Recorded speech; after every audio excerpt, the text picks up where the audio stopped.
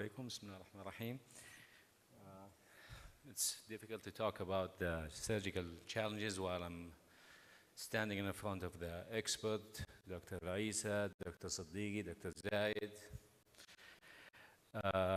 We know that early onset scoliosis carries high rate of complication, particularly with implant failure, as Dr. Abdurrahman was talking. Recognizing this different options, surgical technique, and type of spinal anchors can minimize complication rate. Different surgical technique provide option for treating multiple variation of challenging EOS cases. Now there is a new trend of using casting and halo gravity technique in order to minimize or avoid those multiple surgical complication. And I will show you a recent survey done at POSNA member for which the preferred technique that they would like to use in treating early onset scoliosis. Challenges: avoid loss of fixation, management of kyphosis, prevent crankshaft progression of deformity, minimizing complications such as blood loss and surgical site infection, neuromonitoring, yes or no. Loss of fixation, as was mentioned before in the previous talks, that most of those early onset scoliosis cases, they come with poor bone quality. So we have to optimize their bone quality. One of the things that I advise to do for those cases is to do a DEXA scan to assess the BMD whenever it's possible. And of course, we have to get a better assessment of the deformity itself by using X-ray and CT scan if needed. And of course, nowadays I put all my patients on calcium and vitamin D, as this was discussed in last POSNA meeting and SRS meeting. There's evidence that calcium and vitamin D can also help to reduce the progression of the deformity. Anchor type is, I always say, it's dealer choice. So use whatever you want, either spine pedicle screw or rib hooks. But the only advice I can give is at least use 6 point of fixation proximally, because most of the problem or most of the time the fixation get lost proximally. So if you want to use spine hook or spine pedicle screw or rib hook proximally, I advise use 6 point of fixation with a cross link.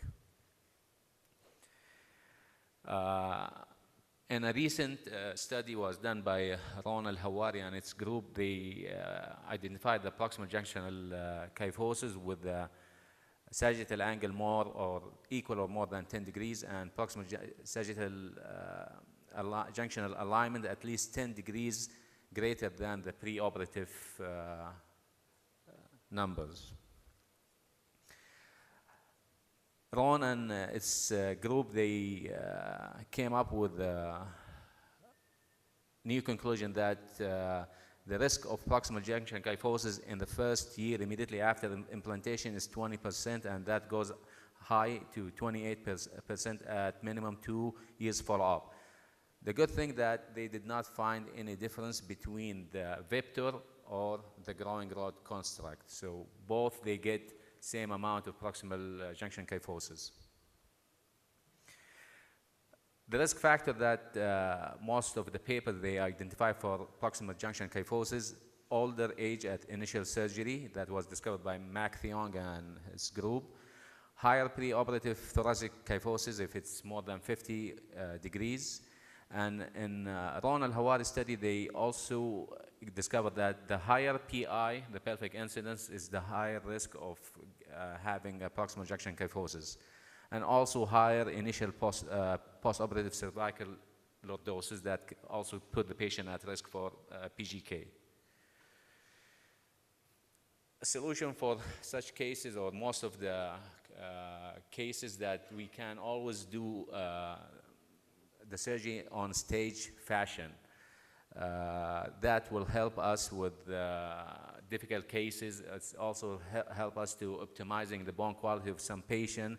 So you can start with doing your proximal distal foundation and stage the surgery, especially if you come across some neuromonitoring abnormality, or for example, if you have a patient with excessive kyphosis, so you can construct or put your proximal distal foundation and put the patient on halo gravity kind of treatment till you get more correction of his thoracic kyphosis. Complication. This is a recent study which highlight the best practice guideline for surgical site infection prevention with surgical treatment of early onset scoliosis. What they did in this study, they just sent a questionnaire to surgeons who deal with early onset scoliosis, and they got back their response. They sent those questionnaires more than one time, and for the first time there was in some practice point there was 100% agreement. Then when they sent the second time there was more agreement. So it's a very busy slide, but I will say one of the things that they had 100% agreement on the initial survey was patients should have intraoperative wound irrigation, and vancomycin powder should be used in the bone graft and or on the surgical site for insertion procedure. Michael Vitale, which is one of the growing spine study group, he came up with a new classification system to report complication in growing spine surgery. It was a multi-center study. They defined the complication as unplanned medical event in the course of the treatment, may or may not affect the final outcomes. And they come up with this classification. It's 1, 2, 2A, 2B, and 3 and 4. I'm not going to go in detail about this classification. The main use of this classification is more of for studies and statistical things. It does not give us any prognostic or benefit. As Dr. Zaid mentioned about the intra-wound vancomycin powder, this study was based on vectors or rib-based distraction surgery, but as we mentioned, it's one of the best practice guidelines to reduce surgical site infection. Of course, other complications or challenges that we have when we operate on those little spine, it's bleeding. So those patients need to have pre-op and post-op assessment to make sure that they have enough blood and to minimize bleeding, which as we all know, it will affect our neuro monitoring. One of the things that we all use is tranexamic acid, and most of the, also the other thing that I always check in my patient is the hypothermia and positioning of the patient.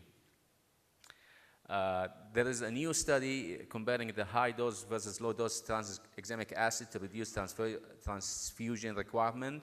So this study that shows that if you use the high dose tranexamic acid, it will reduce the blood loss by 30%. And what I mean by high dose tranexamic acid is 50 milligram per kilogram as a loading dose, then 15 milligram per kg as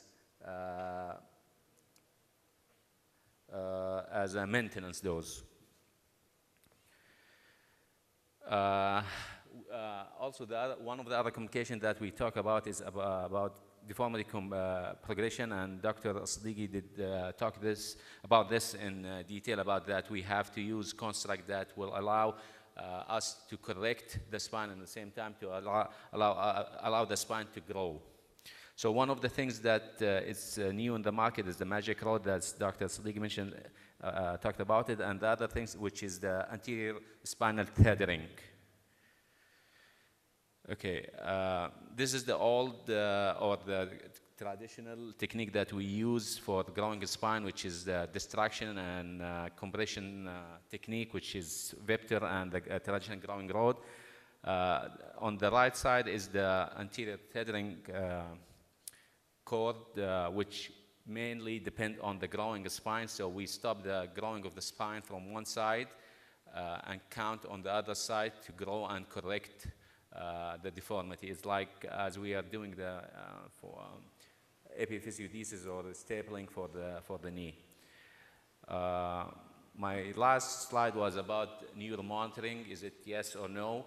There's a study support that we should use neuromonitoring in all our early onset scoliosis cases, even in the lengthening cases, because there is a percentage of 12% per surgery and 40% per patient. Although we know that most of our neuromonitoring changes happen in the initial surgery where we do insert our growing rod and do our maximum correction. But in that study, they found some patients, they did not have any abnormality in their initial surgery, but they did have some neuromonitoring changes in their lengthening procedure. So the conclusion is to use intraoperative neuromonitoring for the early onset scoliosis. Thank you. Okay, thank you.